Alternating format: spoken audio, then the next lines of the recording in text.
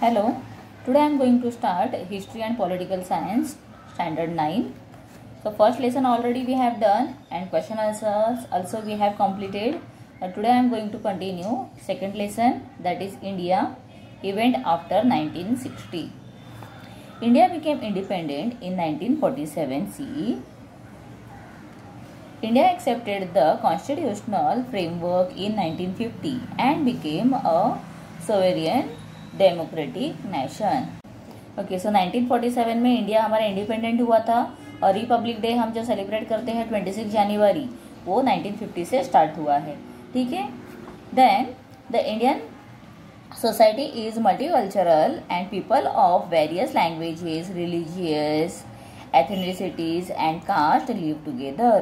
तो इंडिया ऐसा हमारा एक कंट्री है जहाँ पर अलग अलग लैंग्वेज के, रिलीजियस के, जाति के लोग रहते हैं और वो सब एक साथ में ही रहते हैं. डिफरेंट कास्ट के लोग यहाँ पर रहते हैं. मल्टीलिंगल जिसे कहा जाता है, ऐसा हमारा ये कंट्री है जहाँ पर वेरिएशन दिखते हैं अलग अलग जाति के लोगों की. During the initial periods after independence India needed to solve different issues of economic, political and social development. अभी इंडिपेंडेंट के बाद में फिर इंडिया में अलग अलग तरह के इश्यूज स्टार्ट हो गए थे, अलग अलग तरह की बातें ऊपर आ रही थी, जिसमें सबसे ज़्यादा इम्पोर्टेंट कौन सा था? Economic, political and social development. The establishments of planning commissions and emphasize of industrialization was a means to achieve economic development and to eliminate poverty in India. तो इसीलिए अभी यहाँ पर इंडिया में क्या हो गया है? Establishments of planning commission start हो गया है. उसके बाद एम्फेसाइज ऑन द इंडस्ट्रियलाइजेशन जो है उसके ऊपर ज़्यादा ध्यान दिया जा रहा है. बिकॉज यहाँ पर क्या है, बहुत ज़्यादा गरीबी थी, लोगों में गरीबी ज़्यादा थी. इंडिया जो है बहुत पुअर कंट्री है, इसीलिए यहाँ पर इस बातों के ऊपर ज़्यादा ध्यान दिया जा रहा है. Successful conduct of elections and faith in democratic traditions made it possible for us to achieve political stability. तो इसीलिए फिर जिस तरह से पॉवर्टी दूर करने के लिए और सक्सेसफुल कंडक्ट ऑफ इलेक्शन के वजह से क्या हो गया है, डेमोक्रेटिक जो ट्रेडिशंस है ये यहाँ पर सक्सेसफुली थोड़ा स्टेबल हो रहा है, मतलब लोगों में एक स्टेबिलिटी आ रही है.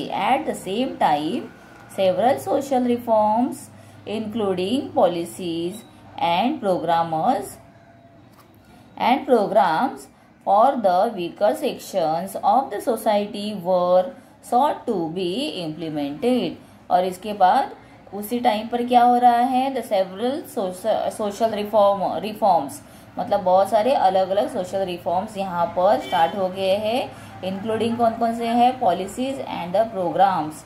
वीकर सेक्शन जो है, सोसाइटी के वीकर सेक्शन जो है उनको थोड़ा स्टेबल करने के लिए ये सब अभी अलग अलग टाइप के रिफॉर्म्स प्रोग्राम स्टार्ट हो गए हैं. The 1960s, okay, in the decades of the 1960, decade मतलब क्या होता है? 10 months or 10 years का जो पीरियड होता है that is called as decade. ठीक है, तो 1960 का decade यहाँ पर दिया गया है. The several events occurred which had a huge impact on the political situation in India. तो यहाँ पर बहुत सारी ऐसे पॉलिटिकल इश्यूज स्टार्ट हो गए हैं, सिचुएशन स्टार्ट हो गए हैं जिसका बहुत बड़ा इम्पैक्ट हुआ है, असर हुआ है. The regions of Goa, Diu and Daman were freed from Portuguese rules and became part of the Indian federation.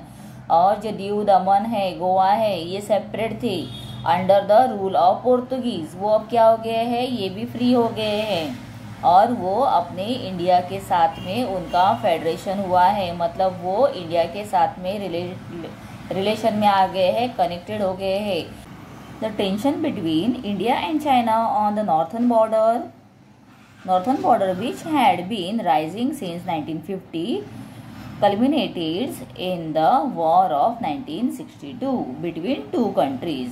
Okay, तो यहाँ पर ऐसे दिया है कि इंडिया और चाइना इन दोनों के बीच में जो टेंशन था, तनाव था नॉर्थन बॉर्डर के ऊपर, वो 1962 में, सिंस 1950 से जो था तनाव, 1950 से जो दोनों के बीच में टेंशन चल रहा था, वो कब जाके ख़त्म हुआ है? 1962 में, बिटवीन टू कंट्रीज, दोनों कंट्रीज में अब वो ख़त्म हो गया है।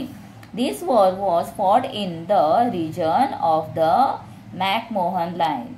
तो मैकमोहन जो लाइन है उसके लिए ये वॉर हो रहा था, ठीक है। After India became independent, prime minister Pandit Jawaharlal Nehru led the country.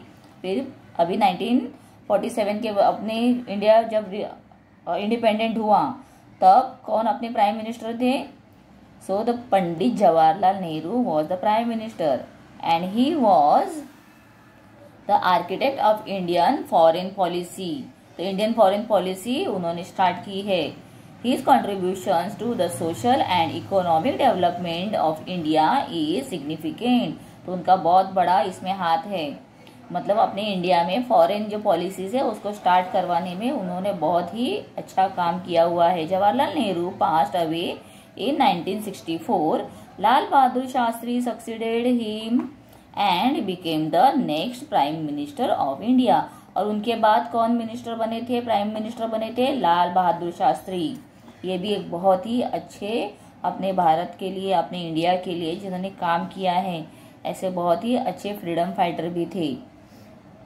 During his tenures India and Pakistan went to war over the Kashmir issue in 1965। तो कश्मीर इशू के लिए इंडिया और पाकिस्तान में जब इनका टाइम चल रहा था, मतलब when he was prime minister, वो टाइम में इंडिया और पाकिस्तान में वॉर हुआ था। किस लिए? कश्मीर के लिए, जो अभी भी होता है, अभी भी चल रहा है, ठीक है। तो इन 1965 में ये वॉर हुआ था। The Soviet Russia tried to mediate between the two countries. Lal Bahadur Shastri gave the slogan Jai Jawan जय किसान, with which he highlighted the importance of Indian soldiers and Indian farmers। जय जवान जय किसान ये जो नारा लगाया था आज भी हम बोलते हैं, तो ये किसने स्टार्ट किया है? ये स्लोगन किसने दिया हुआ है? लाल बहादुर शास्त्री जी ने दिया हुआ है कि जिस तरह से भारत के किसान महत्वपूर्ण है वैसे ही वहाँ के सोल्जर्स भी महत्वपूर्ण है। बिकॉज वो क्या करते हैं? वो बाउंड्रीज पे खड़े रहकर हमारे देश की रक्षा करते हैं। और वैसे ही फार्मर जो है खेतों में काम करके देश के लिए अनाज बनाते हैं। Lal Bahadur Shastri breathe his last at the Tashkent in 1966। मतलब ये हार्डली 2 इयर्स के लिए क्या थे? अपने देश के प्राइम मिनिस्टर थे।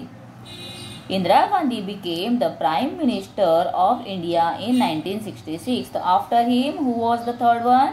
Indira Gandhi, and she was first lady who was the prime minister of India। Her decision making ability was admirable। मतलब उनका डिसीजन जो लेना है, डिसीजन लेने का जो तरीका था वो बहुत ही एडमायरिंग था।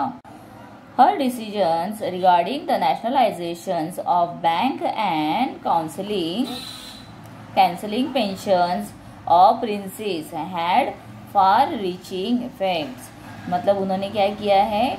उनका जो डिसीजन था नेशनलाइजेशन ऑफ बैंक को क्या करना है? नेशनल लेवल पर लेकर जाना है। And cancelling pensions of princess.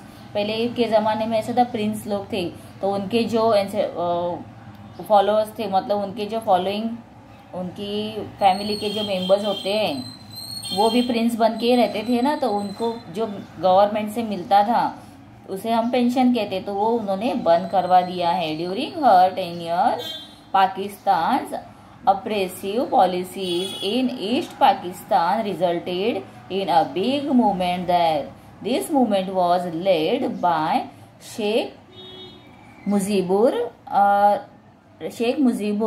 Rahman and his organisation Mukti Bahini मतलब ये तो लेडीज को, मतलब स्त्रियों को उसने इसमें लिया हुआ है मुक्ति बहिनी में। This crisis in East Pakistan affected India as well because millions of refugees came to India. तो यहाँ पे रेफ्यूजी कौन होते हैं, जो एक बाउंड्री से दूसरे बाउंड्री जाते हैं, उन्हें रेफ्यूजी कहा जाता है। तो ऐसे गए हुए जो लोग थे उन्हें फिर से इंडिया में वापस लाया गया है। तो ये एक बहुत ही अच्छा काम उन्होंने किया हुआ है मुक्ति वाहिनी में, मतलब मुक्त करना, उनको मुक्त किया गया।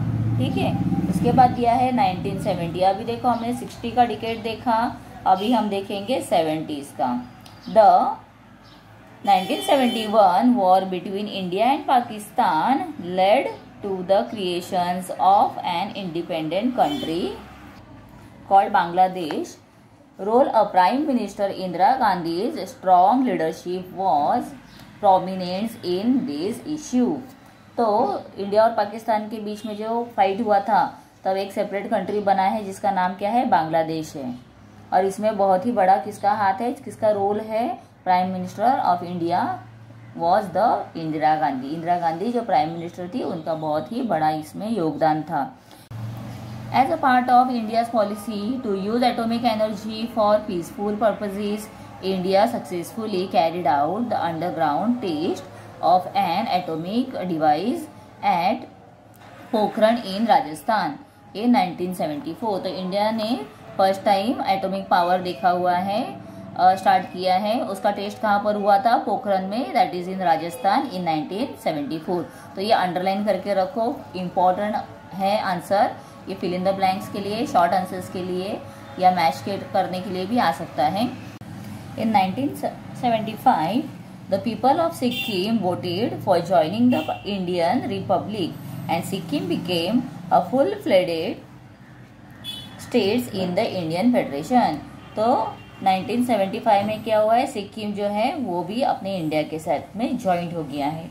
तो देखो अभी बहुत सारे पार्ट जैसे हमने स्टार्टिंग में देखा 60s में क्या हुआ है, गोवा, दीव, दमन ये इंडिया के साथ में ज्वाइंट हो गए हैं इंडियन फेडरेशन में। अभी क्या आ गया है, अभी सिक्किम भी आ गया है। During this decade the political situations in India grew unstable. The Allahabad High Court gave the verdict in 1974 that Indira Gandhi, the then Prime Minister, had misused the government machinery during her election campaign. देखो मतलब क्या हुआ है, election के time पे इंदिरा गांधी ने कुछ ऐसे मिसयूज किया हुआ है, ऐसे यहाँ पर इलाहाबाद के हाई कोर्ट ने वर्डिक्ट किया हुआ है, बताया है। It led the national wide strikes and protest. तो इसके ऊपर क्या हुआ, पूरे नेशन में, अपने पूरे नेशन में स्ट्राइक हो गया है, स्ट्राइक किया गया है और सब लोग उसके विरोध में आ गए हैं, प्रोटेस्ट कर रहे हैं। During this period the situation became more complicated due to the movements led by Jayaprakash Narayan. तो जयप्रकाश नारायण ने इसके खिलाफ मूवमेंट किया हुआ है। The situations of law and order in the country worsened and the government declared the state of national emergency on the basis of the constitutional provisions relating the emergency. During this turbulent period, the fundamental rights of Indian citizens were suspended. Due to the emergency, the Indian administrations became disciplined, but the human rights were restricted. The periods of national emergency lasted from 1975 to 1977 and after the general elections were conducted. ठीक है, तो ये सब कितना 2 साल के लिए India का जो कंडीशन था बहुत ही बुरा चल रहा था। ठीक है, लोगों के ऊपर ह्यूमन राइट्स जो है उसके ऊपर बहुत सारे रिस्ट्रिक्शंस आ रहे थे। तो ये this period was a very tough period for the Indian people. On the backdrop of the emergency, many opposition parties came together and formed a party called Janata party. तो जनता दल जो है उसे जनता पार्टी तब establish हुआ है। The Congress party led by Indira Gandhi was roundly defeated by this newly formed Janata party. Janata party ऐसा था कि लोगों के लिए जैसे वो काम कर रहा है और लोगों को वही चाहिए था कि हमारे लिए कोई तो काम करने वाला यहाँ पर हो। और कांग्रेस पार्टी जो थी वो इंदिरा गांधी की पार्टी थी और जो क्या कर रहे हैं, लोगों के खिलाफ उन्होंने बहुत सारे ऐसे काम किए हैं इसके लिए अब न्यू पार्टी को ज़्यादा लोग सपोर्ट करने स्टार्ट कर दिए हैं। Morarji Desai became the prime minister, but under his leadership, the Janata Party government couldn't last long due to internal differences. तो लोगों में जिन्होंने पार्टी स्टार्ट की है उनके अंदर ही अगर एकता नहीं रहेगी, यूनिटी नहीं रहेगी, तो क्या होगा, वो पार्टी दूर तक नहीं जाएगी, वो ज़्यादा टाइम नहीं टिकेगी। तो ऐसे ही यहाँ पर हुआ है। जो प्राइम मिनिस्टर बने थे मोरारजी देसाई, जो जनता पार्टी के थे, उन्होंने अच्छा मतलब अपने ग्रुप के साथ में मिलकर काम नहीं किया है, इसीलिए वो पार्टी ज़्यादा दिन तक टिकी नहीं रही। उनका जो सरकार था वो ज़्यादा दिन तक नहीं रहा। देन चरण सिंह सक्सीडेड हिम, बट मतलब उनके बाद कौन आए हैं, चरण Singh. But even his government was a short lived one, मतलब वो भी गवर्नमेंट बहुत ही कम टाइम के लिए रहा था। Elections were conducted once again in 1980 and the Congress party under the leadership of Indira Gandhi came to power again. और फिर से इलेक्शन के बाद फिर से कांग्रेस पार्टी जीत गई है, और जो पार्टी जीतती है, जिसको ज़्यादा वोट्स मिलते हैं, फिर से उनके अंडर ही पावर आ जाता है। तो अभी फिर से इंदिरा गांधी जो है उनके अंडर पूरा पावर आ गया है, वो फिर से लीडरशिप पर आ गई है। ओके, तो अभी 1980 का जो डिके है ये हम लोग नेक्स्ट वीडियो में देखेंगे, जो पीरियड है हम नेक्स्ट वीडियो में देखेंगे, और साथ ही में हम क्वेश्चन आंसर्स भी करेंगे।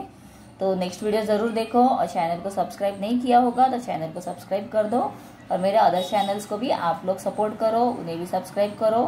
ठीक है, थैंक यू।